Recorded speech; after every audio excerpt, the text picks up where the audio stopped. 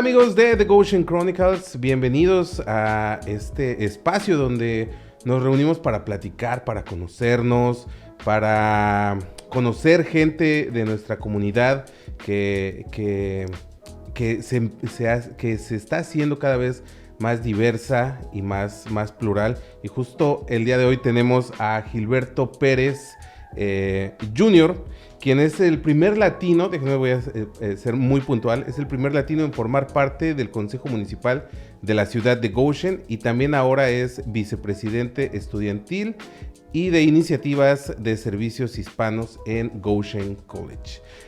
Gilberto, muchas gracias por acompañarnos. Te damos la bienvenida a este espacio. No, es realmente un placer, un gozo, pues pasar un tiempo contigo, ¿no? Pues ya llevo un tiempito viendo las diferentes personas que traen al Goshen Chronicles, ¿no? Que está ahí.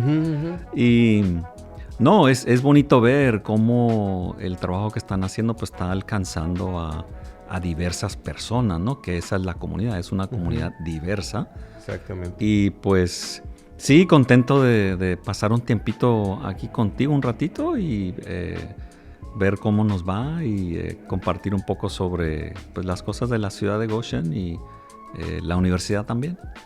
Pues me gustaría empezar esta charla con algunos datos sobre ti, porque hay mucha gente que te conoce, tú eres una figura pues muy conocida dentro del área, pero también hay mucha gente que se está integrando y mucha gente que no conoce cuál ha sido tu trayectoria, cuál es tu vocación. Y me gustaría también, ¿no? Acercarnos, porque eso nos permite tener pues una mejor relación. Y lo que buscamos aquí es que cuando vamos en la calle de repente nos vean y digan, oh, mira, él es...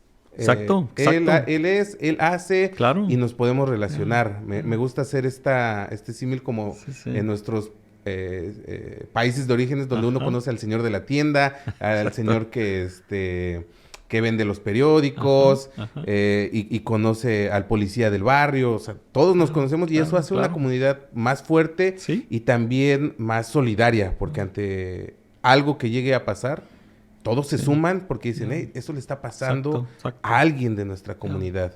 Me gustaría empezar con esta plática. Tú eres... tú llegaste aquí por primera vez en el 84. Correcto. Y estuviste 84, 85 en ese periodo. Pero, ¿de dónde viene Gilberto Pérez Jr.? ¿De dónde vienes y cómo es que se da ese primer acercamiento acá? No, es una muy buena pregunta. Por ejemplo, mis papás en los 60s, 50s, 40s por ahí, eran trabajadores migrantes de agrícola. Pues entonces, ellos viajaban del sur, que vivíamos en el estado de Texas. Así que soy de Texas, nacido en Ohio, y ahorita contaré cómo eso sucede. Pero yo me creo en Texas, cerca de la frontera, como 1 hora y pico, ¿no?, de la frontera, un pueblo que se llama Robstown, Roestan, cerca de Corpus Christi. Y pues esa trayectoria de mis papás, de ir del sur al norte desde jóvenes, pues eventualmente ellos se acoplan en el estado de Ohio, tienen 2 hijos y se regresan a Texas. Así que yo me creo toda mi vida de niñez, adolescencia, un poquito de joven adulto en el estado de Texas. Y pues soy tercera generación mexicoamericano. Mis abuelos, en términos de por parte de mi mamá, son de México. Los papás de mi papá eran tejanos mexicanos, vivían en el norte. Cuando llega la situación, ¿no? Pues toda la familia de mi papá pues estaban en el norte de Texas, y la familia de mi mamá pues estaban en el sur, que era Tamaulipas, Matamoros, San Fernando, pues esa zona, ¿no? Así que nuestra familia tiene sus orígenes mexicanas. Y también pues hay un poco de origen, ¿no? Pues español, etcétera, etcétera. Yo me creo en el sur de Texas y eventualmente pues hago mi trayectoria hacia el norte, donde llego a Kansas, porque en Kansas hay una universidad menonita. Así que Mm. provengo de la fe menonita y eventualmente pues me voy hacia el este a otra universidad menonita, así que voy siguiendo a los menonitas a través del país, parece. Y pues me recibo, ¿no? La licenciatura de trabajo social, sociología. Me gusta el conectar con gente en comunidad. Me gustan las actividades comunitarias, conectar a gente a recursos. Puedes ver de qué manera pues esa gente puede establecer mejor vínculo dentro de sus comunidades, ¿no? O sea que están bien emocionalmente o a lo mejor hay un problema emocional, etcétera, etcétera. Así que sí, mis papás ahora viven en la Florida, tengo una hermana, ella vive en la Florida también. Mi esposa vive aquí en Goshen, es maestra en la escuela de Model, la señora Dinner, maestra Dinner. Y tengo 3 hijos, una hija que vive en África, Ujú. lleva 2 años haciendo servicio voluntario con los menonitas. Y mi hijo vive en Las Vegas, ciencia de computación, así que es programador.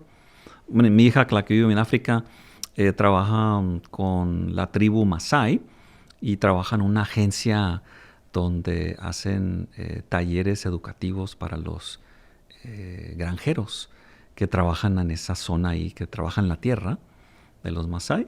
Y luego tengo una hija menor, Camila, que está en la Universidad de Goshen en su 2.º año. Y dicho sea de paso, ya casi está de regreso, anda por Indonesia, donde está Ujú. un semestre de estudio académico en otro país. Es interesante cómo, ahora que decías de tu hija que está en África, cómo da la vuelta, ¿no? Tus padres, trabajadores agrícolas, y ahora tu hija ayudando a trabajadores agrícolas en otra parte Sí. del mundo. Ajá, Eso es bien interesante, cómo ajá. lo dice un psicólogo mexicano, pero se le Ajá. atribuye a Freud, ¿no? Infancia es destino. Entonces, tal vez ese mito que escuchamos de la creación de nuestras familias sí Ujú, repercute en ujú. nosotros y nos va trazando No, ese camino. tienes razón, Saji, porque por ejemplo yo recuerdo cuando niño y adolescente, mis papás, su trabajo eran ser pastores, así que dirigían una iglesia, etcétera. Sin embargo, cuando no estaban en la iglesia, ellos estaban en comunidad, pues ayudando a gente a conectarlos con recursos, llevar a la gente al médico, llevar a la gente a visitar a sus familiares porque no tenían transporte, trabajar con gente inmigrante que acababa de llegar, y pues si se quedaban en nuestras casas, ¿no? Pues Ujú. yo ya no tenía mi habitación, mi cuarto, ¿no? Sino que ahí estaban gente pues que venía del camino, yo en la sala, en el sofá, en el piso, donde sea. Pero mis papás se dedicaban pues a darle la bienvenida al inmigrante. Cosas del destino, me pongo a pensar. Mucho de mi trabajo en los últimos 20 años más o menos ha sido trabajar con inmigrantes en esta comunidad de Goshen, de Ligonier, en el condado de Noble. Esta gente que ha emigrado del sur, ¿no? Hacia el norte, igual que mis papás emigraban del sur al norte, del norte al Ujú. sur, ¿no? Obviamente ciudadanos, ¿no? Así que una situación distinta al emigrante que recién llega o si llega sin algún tipo de papeles o qué sé yo, ¿no? Donde me dedico ahora a trabajar con inmigrantes, fui consejero terapeuta de la conducta por muchos años, 18 años, y eso era dar terapia familiar, individual, grupal. Trabajo con abuso de sustancias, mal uso de Ujú. sustancias, porque no todo el mundo abusa las sustancias, ¿no? Y pues cuando pienso en lo que hacían mis papás de ayudar a inmigrantes, tenía como unos 20 años y a los 20 años me di cuenta que andaba haciendo una encuesta comunitaria, tocando puertas, todos los días por un verano completo, tocando todos los días, todos los días, de 8 de la mañana hasta las 5, 6, 7 de la noche, tocando puertas, platicando con gente. Y me di cuenta, wow, eso es lo que hacían mis papás. Ujú. Y yo no lo había como que pensado tan bien hasta cuando tenía ya mis 35, 36, cuando entro de lleno al trabajo con inmigrantes como terapeuta. Y tengo como una revelación donde estoy trabajando en comunidad y me pongo a pensar, wow, ese es el trabajo de mis papás.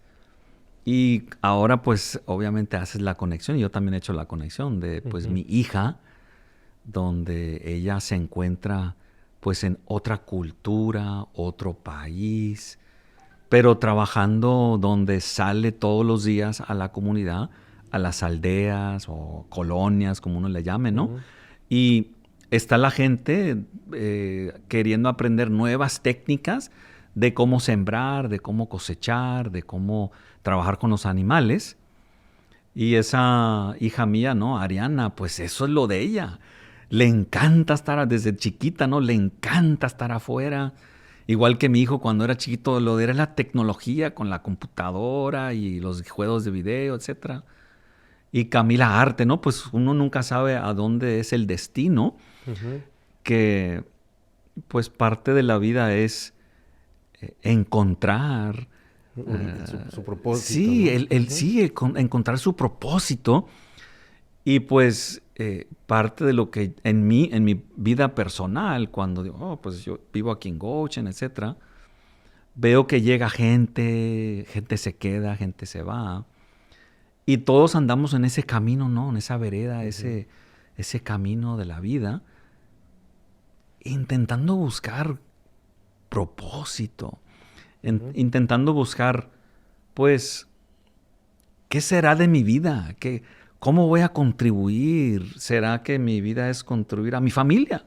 Ujú. Y pues tengo un esposo, una esposa, o hijos, hijas, y me dedico a cuidarlos. Y ese es el propósito. Ujú. Sí, yo creo que ese es un...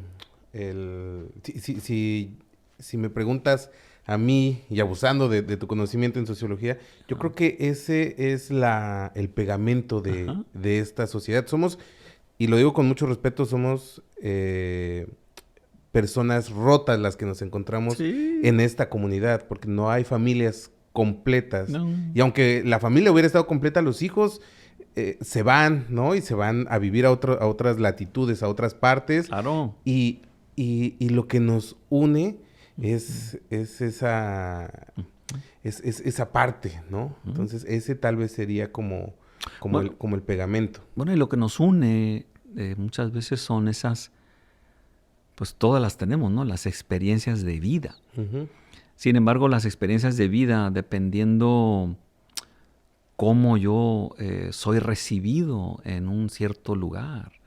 Así que se ha escrito mucho en términos de los países que reciben a inmigrantes. Y dependiendo de la manera en que ese país reciba a ese inmigrante, pues depende el éxito mayor de ese inmigrante. Se escribe un poco ahora lo que se llama el nuevo South, el nuevo Ujú. sur. Pues en los últimos 20 años, el sur del país, que históricamente ha sido gente morena, pues la gente blanca, obviamente los peregrinos que llegan a este país, Ujú. pero estaban los indígenas anteriormente, pero luego llegan los esclavos, los morenos, y se establecen pues ciertas maneras de tratar a la gente en esas partes del país, ¿no? Y viene la guerra civil de este país por lo de esclavitud, pues sacar todo eso, ¿no?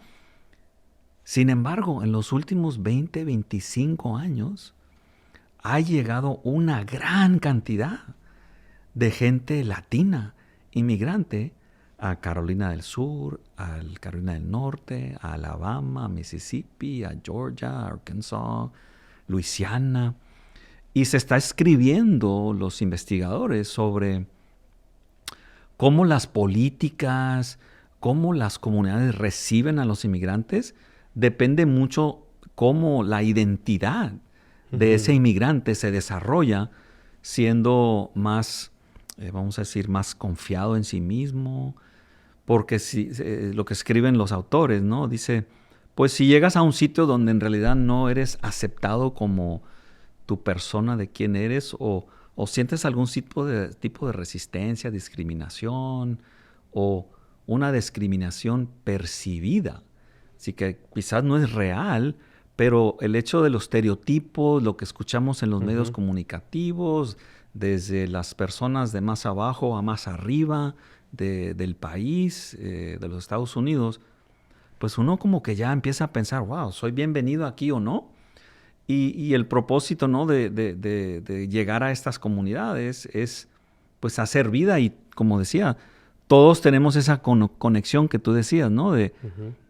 Tenemos experiencias de vida, pero sin embargo va a depender cómo esas comunidades nos van a dar la bienvenida y que nosotros como seres humanos vamos a tener éxito, ¿no? En lo que nos vamos a desarrollar como seres humanos. Sí.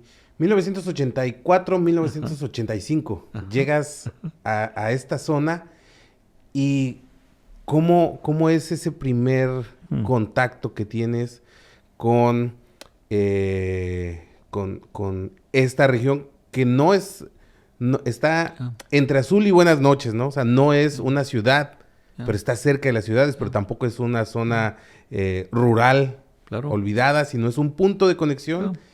Es ese Indiana, ¿no? Ese cruce de caminos. Claro. ¿Cómo, cuando tú llegas 1985, 84, 85, cómo ves esta área y en qué condiciones llegas? ¿Qué estabas buscando? No, interesante. Pues en aquel entonces, en el 84, mi papá, nuevamente era pastor, pues tuvo un año de sabática. Pues él vino a la Universidad de Goshen para estudiar en un programa que dirigía un doctor José Ortiz, y una gran persona, ¿no? En esta comunidad, que era profesor, director del programa Ministerios Hispanos. Pues la Universidad de Goshen y esta ciudad viene dándole la bienvenida a gente latina desde hace muchos años, ¿no? La universidad se funda en el 1894. En el 1929 llega el primer mexicano a la Universidad de Goshen. ¿Cómo se conecta con yo llegar al 84? Pues David Castillo viene de Chicago, estudia aquí en Goshen College, se va, llega Octavio Romero de México, estudia 2 años, se va. En los 50, 60 llega otro grupo de hispanos. En los 80s y los 90s llega otro grupo de hispanos, porque Ministerios Hispanos estaba reclutando a pastores de diferentes partes del país para que vinieran a reflexionar, estudiar, ¿no? Aprender más teología, etcétera, etcétera. Pues mi papá y mi mamá tenían 1 año de sabática y pues ahí venimos, ¿no? Pues aquí estábamos en Goshen 1 año y entonces yo me formo parte del sistema educativo de Goshen en aquel entonces, pues Goshen High School, y todavía es Goshen High School, pero Goshen Community Schools. Si recuerdo bien, en aquel entonces, pues éramos varias familias. En la escuela éramos como unos 20 latinos, no había muchos estudiantes latinos, y muchos de esos estudiantes latinos venían de los hijos que estudiaban en la Universidad de Goshen, pero también ya había familias, porque si pensamos bien, ¿no? Esta zona, aquí ha habido gente mexicana, en particular desde los 1890s, 1900. He recibido documentos de parte del consulado, porque el consulado de Chicago le estaba dando servicios a mexicanos en Indiana en los 20s. Tengo un libro que se llama, es antología de historias mexicanas, literatura, ¿no? Y se escribe de los 20, donde se escriben los corridos de los 20, de que nos montamos al tren y nos vamos al norte.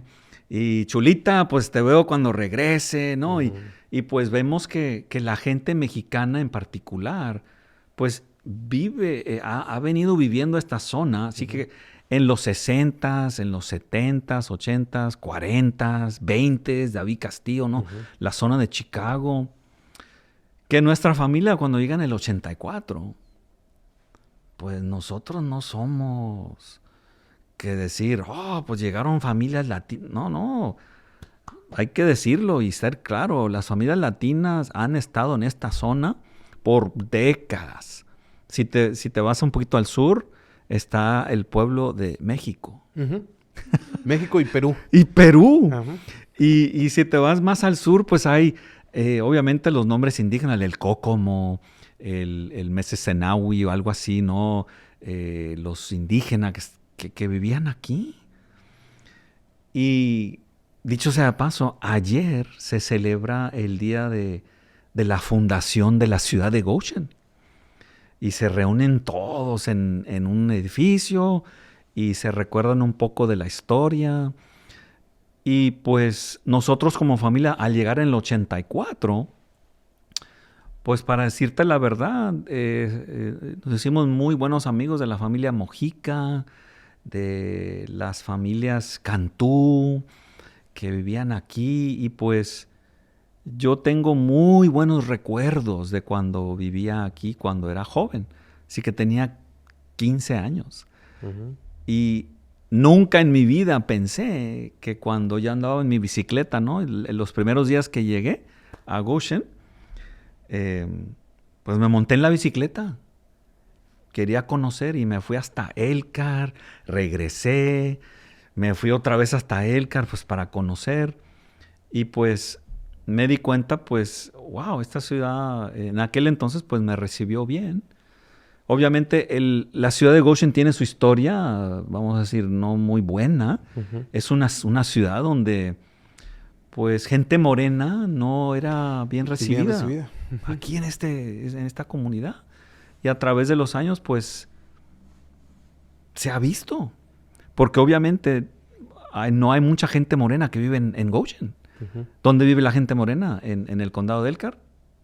En Elkhart.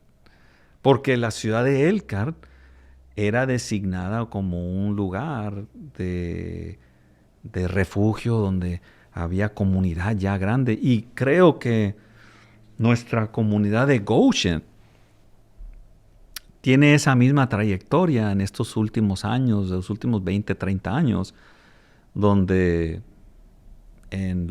a principios de los 2000, pues somos como unos 15, 20% de la población.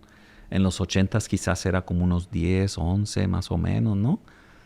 Y hoy día somos el 33.36 de la población, casi el 34% de la población. Sí, ahí me gustaría como abrir un poco a la especulación, si me lo permites, porque son datos oficiales. El censo, claro. Y hay mucha gente que no participa. Claro. Por miedo, por exacto. Algún temor. Claro. ¿no? Entonces, a lo mejor por ahí se nos está escapando un porcentaje, puede ser claro. Importante. Y también que estos censos se hacen cada 10 años. Entonces, ahora está llegando muchísima más gente en un tiempo mucho más rápido. Pero ahorita vamos para allá. Me gustaría checar y que me contaras cómo era cuando tú estás aquí entre el 80 y el 85, cambia mucho la población, porque en esos años todavía se podía contar a las familias, todavía se identificaban, ¿no? Estos núcleos familiares. Cuando tú regresas en 2001, es diferente. Cuéntanos un poquito cómo fue el llegar ya en 2001 y poder ver que esa realidad ya había cambiado. No, te cuento, Sajib, era una situación totalmente diferente. Porque después de los mediados de los 80, en los 90, hay una ola muy grande que también emigra del sur. Y en aquel entonces, para los 90, pues la industria de los vehículos recreativos, ¿no? Que les llaman los RVs, pues eso empieza su apogeo más grande, ¿no? Y se desarrolla esa economía, esa industria. Y el inmigrante viene a trabajar. El inmigrante viene a trabajar. Y el inmigrante, cuando sabe que hay trabajo, habla con otros inmigrantes. Y como decimos, pues se corre la voz.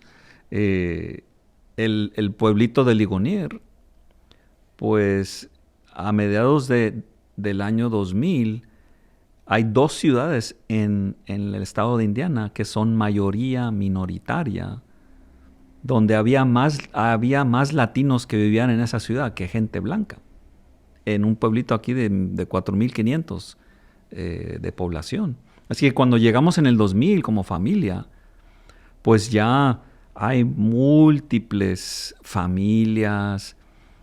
No estoy exactamente seguro el porcentaje, ¿no? Pero ya se veía muy claro, ¿no? Donde había negocios, había más estudiantes en las escuelas, mucha gente de Apan, Hidalgo, mucha gente de Aguascalientes, de Jalisco, de Guadalajara, del DF, y hondureños también, salvadoreños, una población pequeña de puertorriqueños que vienen, muchos de la central de Puerto Rico, porque hay conexión con menonitas en esa parte. La ciudad de Goshen hay mucho, es como la meca de los menonitas, donde es Ohio, Pensilvania. Pues esos menonitas venían, hay 13 iglesias menonitas en la ciudad de Goshen y Bristol y Middlebury, que tú dices, wow. Y entonces la comunidad hispana, los latinos, pues ya es totalmente diferente. La familia Prieto, Zulma y Jimmer, donde lanzan el periódico El Puente, el primer periódico.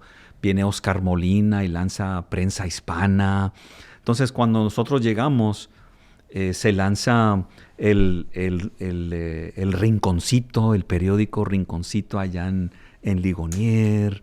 Está Fernando Zapari de Fort Wayne, que lanza el periódico El Mexicano.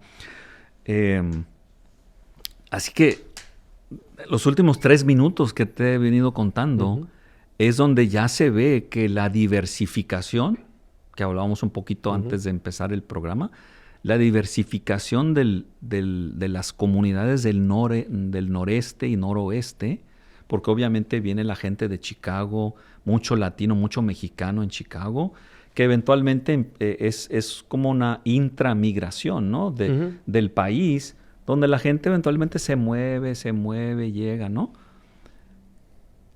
La ciudad de Goshen tiene lo que llaman esos cupones o vouchers, donde gente con pobres recursos quiere entrar a la ciudad porque hay vivienda.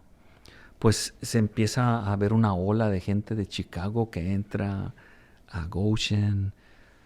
Así que en el 2001, 2005, 2006, 2008, pues el país también está pasando por un momento crítico, donde empiezan a verse más políticas anti-inmigrante. Está la política del señor Sensenbrenner, que se crea unas masas, ¿no?, de protestas a nivel país, como para el 2007, 2008, por ahí. Y en este condado se experimentaban redadas. Pues entonces la situación era tensa, crítica, y la diversificación, pues seguía en ascenso. Que en realidad, ya para el 2000, ya los 16, 18, 20, nuevamente se presenta la situación donde esta compañía CoreCivic quiere construir un centro de detención para inmigrantes en el condado de Elkhart, que en un momento el alcalde Stutzman, en aquel entonces, Jeremy Stutzman, y la comunidad, el señor Richard Aguirre de la Universidad de Goshen College, se forma una coalición de gente de la comunidad, que ahora la comunidad de negocios, de la Cámara de Comercio, de Elkhart, de Goshen, las universidades se unen y dicen, ese centro de detención para inmigrantes, aquí no se va a construir. Y no se construye. El condado de Elkhart es uno de los condados en Indiana que se fue con el presidente Trump en el 2016 cuando fue elegido. Sin embargo, fue el primer condado que Trump ganó que le dijo un no a un centro de detención para inmigrantes. Y está publicado y lo puedes buscar en las redes, ¿no? Que ha cambiado demasiado, donde a mediados de los 2000, redadas. A los 20, no 19, 20, bueno, era como 17, 18, donde ya tienen los alcaldes de las ciudades, tienen los dueños de las compañías de RV diciéndole a esta compañía que quiere construir un centro de detención para inmigrantes. No, aquí no. Que te das cuenta que la diversificación y obviamente el obrero, el trabajador que se faja y que está haciendo ese trabajo, pues no diría que del todo es reconocido. Tiene sus problemas porque no hay suficiente vivienda, quizás no hay la densidad de la población pues está aumentando, etcétera, ¿no? Pero el sistema gubernamental local, el sistema de comercio local dice, queremos que nuestra población aquí se sienta bienvenida, se sienta cómoda, se sienta que no son buscados. Así que hubo un momento donde trabajamos con el departamento de la policía, con el alcalde, nos vamos a las iglesias, se dan talleres y hay mejor conexión entre el sistema, vamos a decir, gubernamental y la gente latina. Eso me hace pensar en esta parte de cómo son precisamente los cambios, ¿no? Viene esta ola, otra ola, una ola más grande, y es donde la sociedad empieza a ver su punto de quiebre y dice, ¿qué tanto, no? ¿Qué tanto soporta esta sociedad? Y todo cambio. Significa el pasar de un estado a otro, y eso implica que a veces sea fácil, pero muchas veces no lo es. Es duro y se tienen que romper estas fibras de resistencia, y eso hace que salga muchas veces lo mejor, pero también lo peor, y entonces nos muestra cuál es, ¿no? Cuál es realmente el color de esta comunidad. Afortunadamente, hay personas, ¿no? Hay un grupo que busca detener esta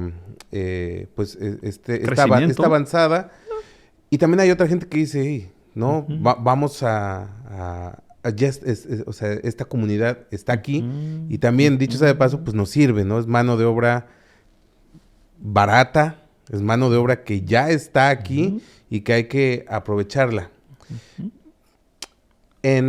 A principios justo de los 2000, la primera década, un embajador mexicano aquí en Estados Unidos se atrevió a decir que algo que puede sonar controversial, y le costó a él el puesto. Decía que los mexicanos, y ahora hay que ampliarlo, ¿no? Los hispanos están haciendo el trabajo que nadie quiere hacer, y por eso están aquí.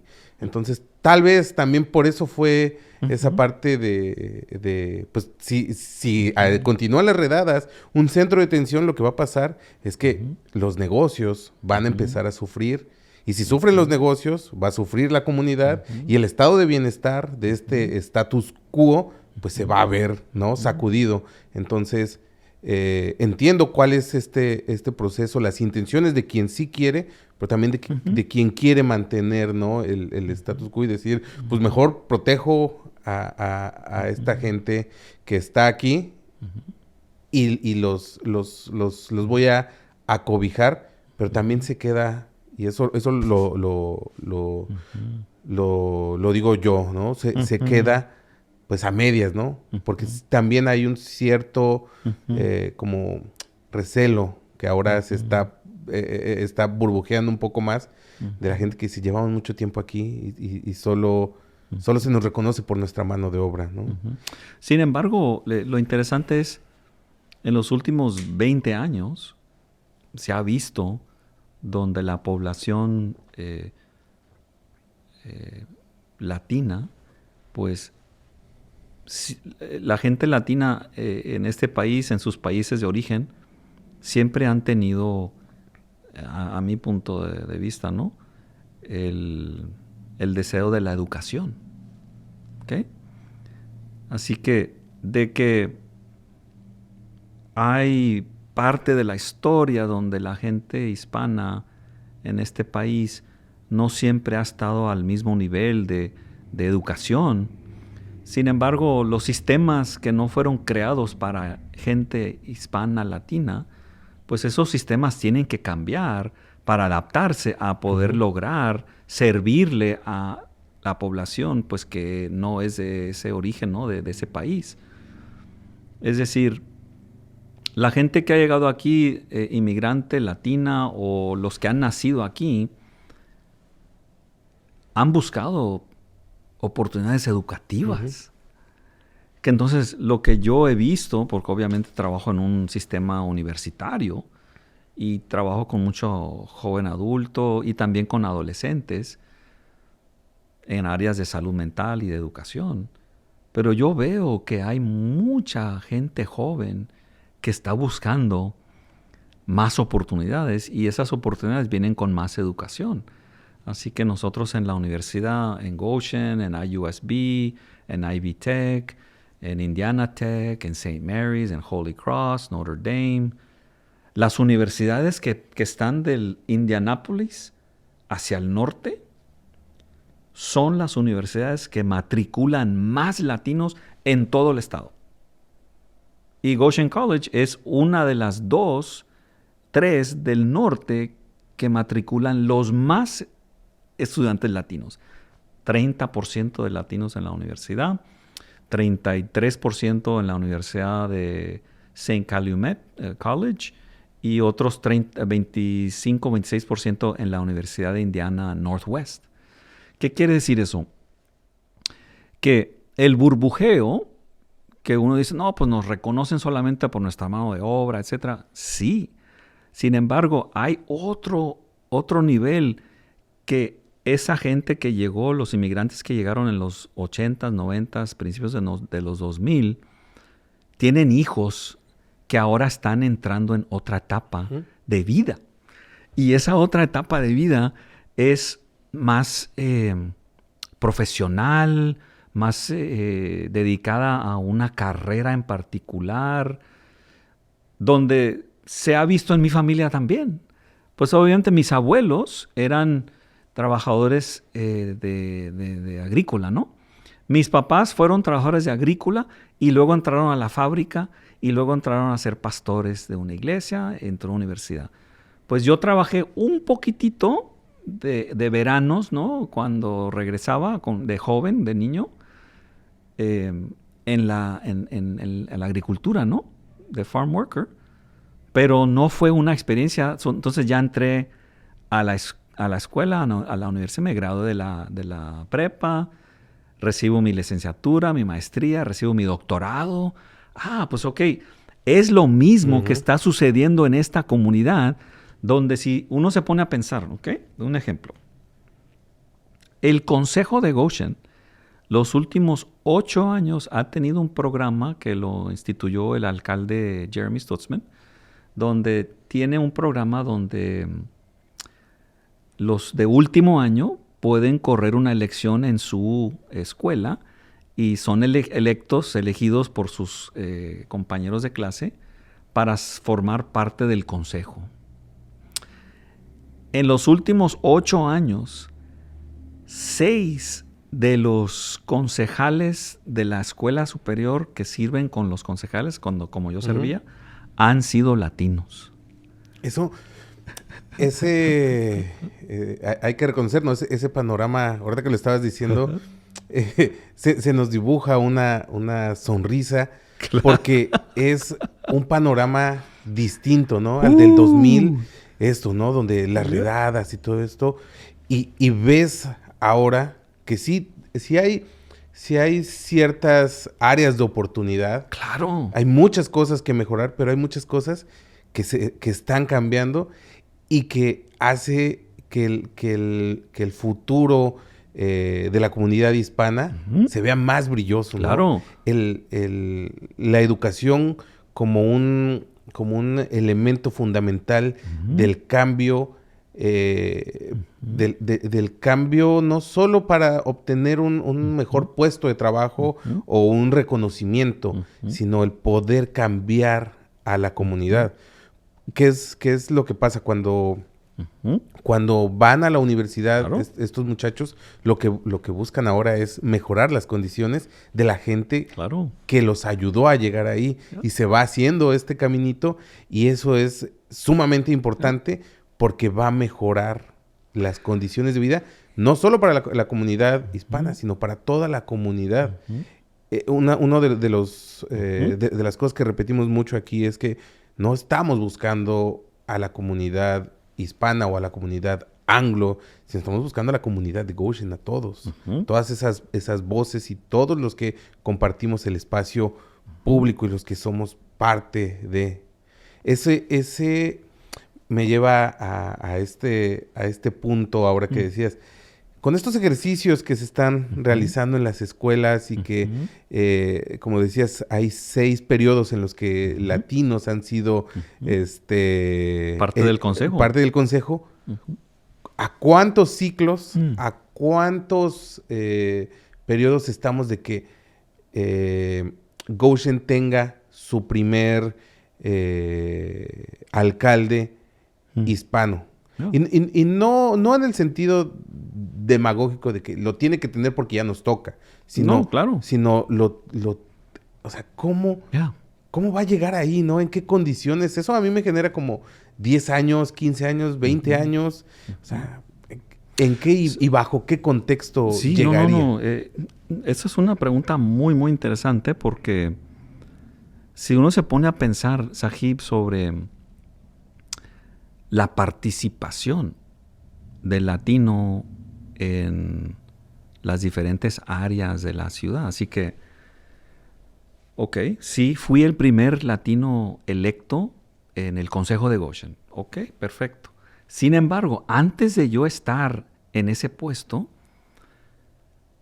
han habido otros latinos que están sirviendo en diferentes comisiones y diferentes puestos dentro del sistema local, ¿no? Gubernamental.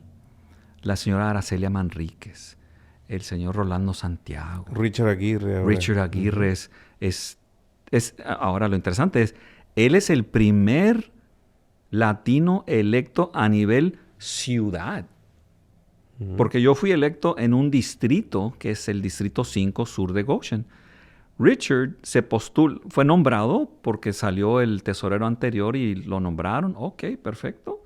Él ahora tuvo que hacer su propia campaña. Tuvo un contrincante. Gana. ¿Qué dice eso? Pues la ciudad se está poniendo más abierta a una persona latina. Lo que yo pienso es, por ejemplo, decía, somos el 33% en la ciudad. De esos 33%, el 16% se han registrado para votar. Y de esos 16%, el 7.6% son los que participan o participaron en la última elección del 2023. ¿Ok? Cuando yo corro por lo del consejo en el 2019 para entrar en el 20, así que tuve 4 años, 20 a 24, y pues ya salí. Decidí no correr para este próximo término. Pues el día de la elección en el 2019 yo me fui a tocar puertas para motivar a la gente que saliera a votar. Pues, lo hacía mi abuelo cuando era joven. Él también salía. Yo no tenía ese conocimiento hasta que cuando me postulé me dijo mi mamá, ¿te pareces a Félix Tijerina? Porque él también andaba tocando puertas, ¿no? Llego a 20 puertas, Sahib. Llego a 20 puertas y les digo, no, mi nombre es Gilberto Pérez, vengo aquí representando a la candidata, etcétera, etcétera, la conocen. 20 puertas, de las 20, 10 puertas abrieron. Y las 10 personas de los 6, 10 de los 6, 6 de los 10 dijeron, si la candidata hubiera venido una vez a mi puerta para presentarse, darme la información, pues yo hubiese votado por ella hoy. Ok. La historia culmina que la candidata perdió por 2 votos. Así que si la candidata hubiese estado un poquito más tiempo en comunidad, no la culpo, cada quien tiene su estrategia, etcétera, pero sabemos, o yo sé, que el voto latino pudiera haber puesto a esa persona en su lugar de concejal. Que yo creo que el hecho de que nuestra juventud está participando en estos procesos donde están sirviendo en los consejos, en comisiones, ya desde joven, están estableciendo muy buenas relaciones con sus compañeros, se van a estudiar, regresan a Goshen, que yo creo que en el futuro cercano podríamos tener una persona latina, una mujer latina. ¿Por qué? Porque en las universidades hoy día hay más mujeres. Si uno se da cuenta de las emprendedoras en nuestra comunidad, son mujeres. Y para mí, yo creo que la mujer latina en esta comunidad se está levantando, no digo más rápido que el hombre, pero va a un paso donde yo veo muchas emprendedoras en nuestras comunidades que desde muchos años han venido levantando a su familia porque son trabajadoras y luchadoras, que yo digo, yo no dudo que posiblemente una mujer latina sea alcaldesa de Goshen en un futuro. Obviamente el trabajo del latino en este momento, a tu punto, ¿no? de la alcaldía, ¿no? Es de suma importancia la participación, el voluntariado, el darse a conocer. Al llegar a ser concejal no fue de la noche a la mañana. Así que me invitaron a ser parte de la autoridad de vivienda. Pues vamos a aprender un poquito de la vivienda aquí en Goshen. Perfecto. Luego hubo oportunidad de servir en la comisión de planeación. Pues ahí es donde se toman las decisiones del patrón de tráfico, los rótulos, la construcción, se aprueban las áreas de desarrollo. Ok. Para ser concejal, pues ya tienes que tener algo de conocimiento para poder responder a esas preguntas, ¿no? que los residentes tienen. Y obviamente hay talleres, etcétera, que uno aprende y por experiencia. Pero llegar a un puesto de liderazgo alto en nuestra ciudad, pues va a requerir que nuestra gente, nuestro pueblo, pregunte, se involucre, se envuelva en las actividades y que sea parte del cambio. En términos políticos le llaman, o en el argot político le llaman gastar la suela.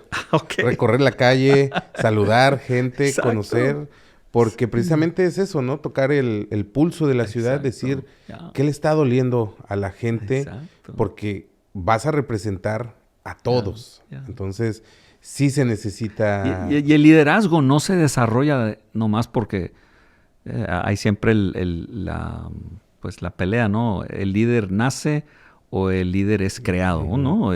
Yo nazco líder y voy a ser líder. Pero son las experiencias de vida, experiencias de liderazgo que me llevan a participar. Y parte de los proyectos, un proyecto que voy corriendo ahora es a unir a esa comunidad latina Ujú.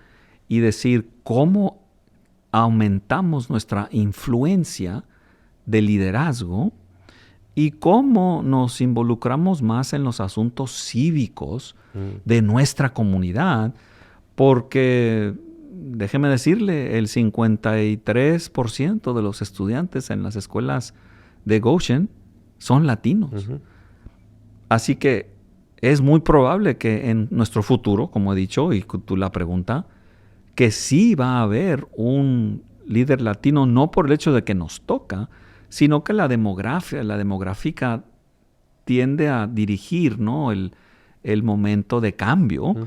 porque si el latino se mantiene al tanto de las situaciones de la ciudad, se mantiene conectado, pues eso es parte de la influencia de conocer y estar pendiente, ¿no? Ojo, escuchar qué es lo que necesita la gente, el pueblo. Y el trabajo del alcalde o la alcaldesa es simplemente asegurar de que los servicios pues sean buenos. El buen funcionamiento El de la buen administración. funcionamiento, ¿no? De los alcantarillados, Ujú. de las aceras, los Sí. semáforos. Yo creo que ahí hay un punto interesante que de repente, por el contexto que tiene la comunidad hispana hay que decirlo, ¿no? De sistemas ineficientes Mm, democráticos mm, en nuestros países de origen. mm, Creemos que el, mm, el alcalde, el gobernador, el presidente es el todopoderoso y es quien mm, resuelve todo. yeah, Y no, también pensamos que el sistema democrático es un mm, mm, sistema donde votamos un día y el demás día nos desentendemos. Y decimos, no, pues yo ya hice mi chamba, yo ya sí, voté ese ok. día, ya lo puse y él tiene que resolver. Sí, Y es no, o sea, yeah, se va haciendo día con día, porque también el llamar a exacto. cuentas a cada uno de nuestros funcionarios, Claro. eso también es parte de la vida Mm, política, de la vida mm, electoral. mm, mm, Entonces, apostarle también a esa parte de pensar en la democracia participativa y no solo en la democracia mm. representativa. Creo que ese es un cambio, pero va a venir con el tiempo, creo, Sí, no, yo creo que sí. Por ejemplo, esa democracia participativa requiere que el pueblo dedique tiempo a conocer un poco más y, y darse a, como decías a poco, ¿no? Darse a conocer eh, esa suela, ¿no? Que se mueva. Ujú. Porque ya la gente que se mueve, que anda tocando puertas, viendo haciendo kermés, haciendo actividades comunitarias, pues eso significa pues uno que está Que está pendiente, activo. sí, Ujú. activo y sí, sí. Y dicen, ¿no? Que quien santo que no es visto, no es adorado, ¿no? O sea, si no, y quien se mueve, Sí. no sale en la foto. Entonces, es bien importante eso, ¿no? Claro. La consistencia, Ujú, la perseverancia y también el compromiso social. Ha sido una charla que hemos ido de, ¿qué parece? Unos 40 años hacia acá, mm, desmenuzando qué ujú, es Goshen, cómo se sentía, ujú, cómo se siente y cómo esperamos ujú, que se pueda llegar a sentir. Es bien importante este tipo de charlas, estas ujú, conversaciones, porque nos hace darnos cuenta que no somos ujú, ellos, nosotros y aquellos, ujú, sino somos los mismos pero en diferente momento, ujú. ¿no? Claro. Yo tiene realmente poco, voy a hacer 3 años en Ujú, esta ciudad, que en mi experiencia me ha recibido muy bien, ujú, ¿no? No puedo quejarme de sobremanera o decir, ha sido muy, muy bien. Pero precisamente por todo el trabajo que se ha venido haciendo las generaciones anteriores Claro. y cómo es ahora mi responsabilidad Exacto. darle continuidad a ese trabajo. Exactamente. Y con eso me gustaría cerrar una reflexión hacia la gente que ahora está llegando y que no sabes cómo llamarle a esta región, si llamarle un punto de nuevo inicio, un nuevo comienzo, un nuevo hogar. ¿Qué le dirías a la gente que está llegando aquí? Y me ha tocado verlos, que de repente en sus ojos se ve como esa desilusión o esa desesperación de no saber si son de aquí o si pueden llegar a ser. ¿Tú qué les dirías a esta gente que se está integrando a nuestra comunidad? Muy, muy buena pregunta, Sahib. Yo creo que lo que diría yo es el proceso de adaptarse a un nuevo lugar toma tiempo. Y toma tiempo, pero también depende de cómo uno se va a desarrollar en esa comunidad. Así que yo siempre trato de decirle a la gente, busque una oportunidad donde pueda hacer un voluntariado, sea en la escuela, sea en una clínica, en los parques. La directora de Parques y Recreación aquí en la ciudad me dice, necesito voluntarios que me ayuden a manejar programas con niños, adolescentes. Que también se sabe, pues el que llega recientemente, pues tiene que trabajar y tiene que esforzarse para salir adelante. Así que no se le culpa por no siempre participar. Lo que sí se le invita es salir a caminar a los parques, salir a los espacios, a los eventos que hay en la ciudad todos los viernes, una vez por mes. Darse a ver para que entonces uno ya empiece a sentirse. Únase a esas organizaciones comunitarias que hacen eventos.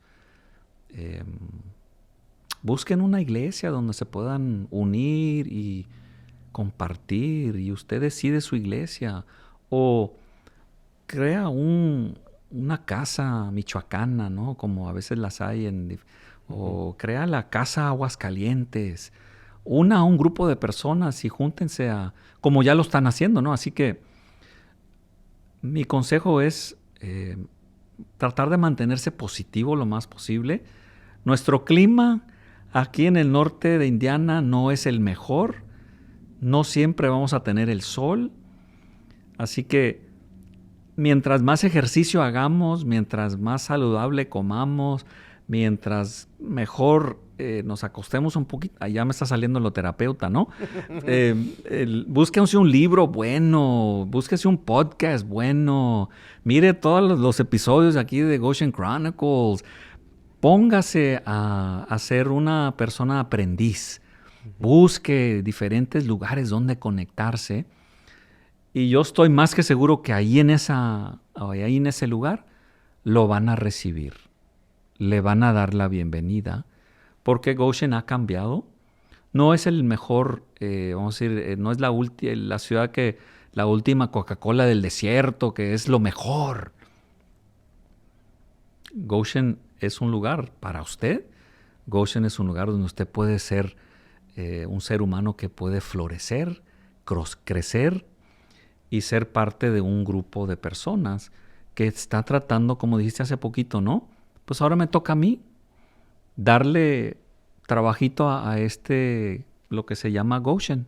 Me toca a mí hacerlo mejor para cuando me toque yo irme, pues hay un lugar. Y como concejal, pues uno conoce más de la ciudad.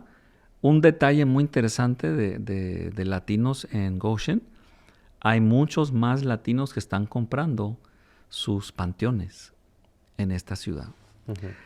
eso es un indicador que el pueblo latino de Goshen se va a quedar por mucho tiempo. Y nos habla de eso también, ¿no? Que raíces. Y que la gente está aprendiendo a hacer, ¿no? De aquí yo lo hablaba con los entrevistados, a veces frente a cámara, a veces no, pero le digo, o sea, buscar esa nueva identidad, ¿no? Ya no es la gente de Aguascalientes, la gente de Apan, de El Salvador, de Venezuela, sino es esos Hoosiers, ¿no? O sea, Sí. ya de aquí Somos latinos de Goshen. Ya, y obviamente no perdemos nuestra identidad, pues mi identidad es tejana, tejano, chicano, pero también tengo identidad ahora de El Salvador porque me reúno mucho con el señor Manuel Cortés y estoy con el señor Oscar Molina desde Guatemala y pues hacemos cultura, ¿no? Donde ya estamos juntos y para los que recién llegan es intentar buscar esa gente que está activa y como dice, no, pues arrímense, ¿no? Sean los arrimados.